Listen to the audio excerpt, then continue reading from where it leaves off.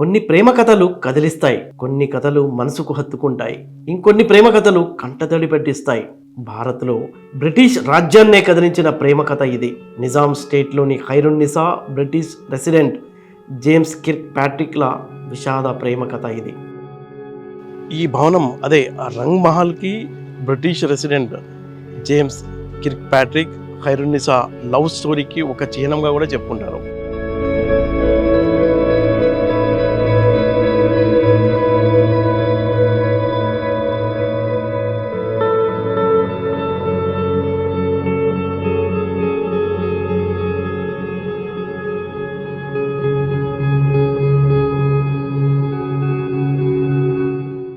హైదరాబాద్ చరిత్రకు ప్రేమకు చాలా అవినోభావ సంబంధం ఉంది.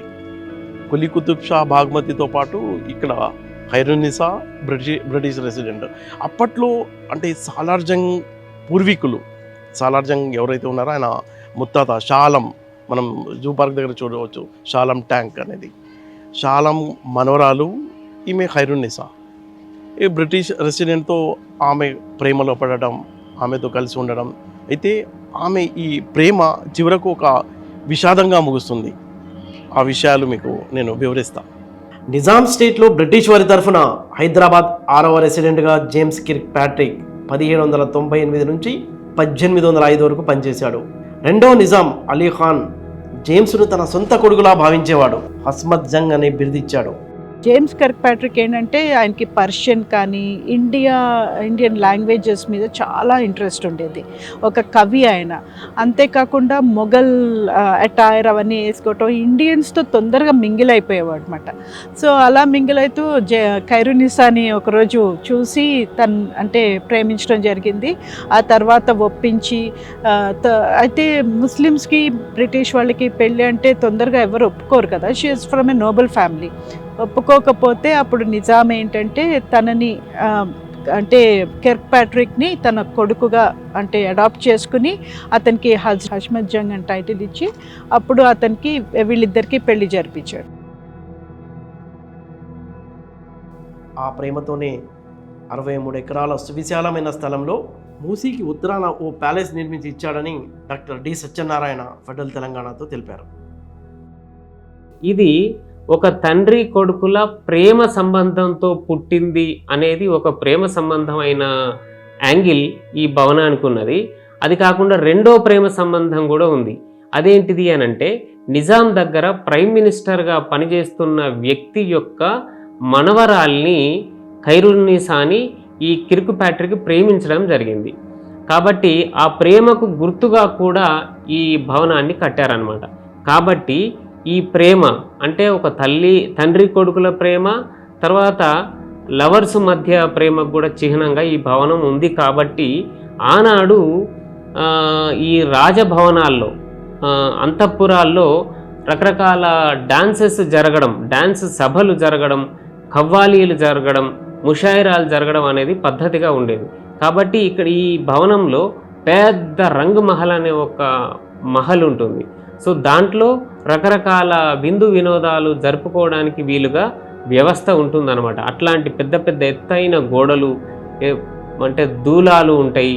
ఆ తర్వాత యాంబియన్స్ కూడా ఉండాలి. అంటే ఈ కన్స్ట్రక్షన్ కూడా ఒక ప్రేమకు చిహ్నంగా కనిపించాలి. కాబట్టి దాన్ని చూస్తేనే మనం ప్రేమలో పడేటట్టుగా అందంగా కట్టారనమాట.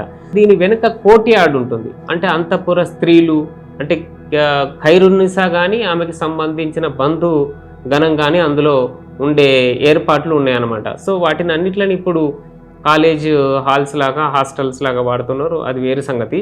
సో ఇన్ని విశేషాలతోటి ఆ భవనాన్ని కట్టడం జరిగింది ప్రేమకు ప్రతిరూపకంగా అనేది మనకు స్పష్టంగా తెలుస్తుంది.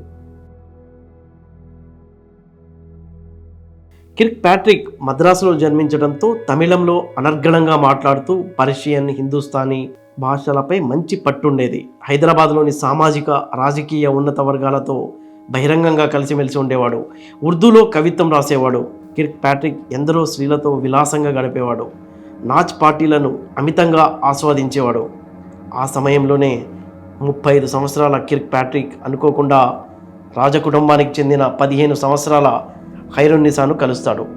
అప్పటికే స్థానిక సంపన్నుడితో ఆమె నిశ్చితార్థం జరిగి ఉంటుంది. ఆమె ఘోష పద్ధతిలోనే ఉండేది. అయినా ఖైరున్నిసా కిర్క్ ప్యాట్రిక్తో ప్రేమలో పడింది. ఆమె తల్లి, అమ్మమ్మ, కొందరు మహిళా బంధువులు నిజాం సంస్థానంలో తమ ప్రభావాన్ని మరింత పెంచుకునేందుకు ప్రయత్నం చేసి వారి బంధాన్ని ప్రోత్సహించారని చరిత్రకారుడు విలియం వైట్ మొఘల్స్ నవలలో ఈ విషయాన్ని రాశారు. అది వాస్తవమే అని చాలా మనకి ఆధారాలు కూడా దొరికాయి. అంటే మనకి వైట్ మొఘల్స్లో విలియం డార్లింపుల్ రాశారు, అందుకే అది ఫిక్షన్ అవ్వచ్చు అని. కానీ లేదు, మనకి బొమ్మలు ఆధారాలు ఉన్నాయి కాబట్టి, ఫొటోస్ కూడా ఉన్నాయి కాబట్టి అది నిజమనే చెప్పుకోవాలి. ఎందుకంటే ఆ లవ్ స్టోరీ జరిగింది.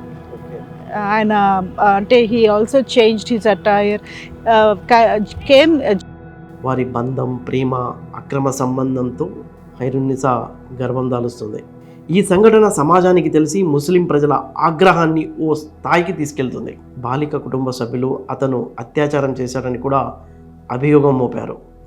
ఈ వ్యవహారం కోర్టు వరకు వెళ్లడంతో కిర్క్ ప్యాట్రిక్ ప్రవర్తనపై కలకత్తాలో ఓ పెద్ద దుమారం చెలరేగింది.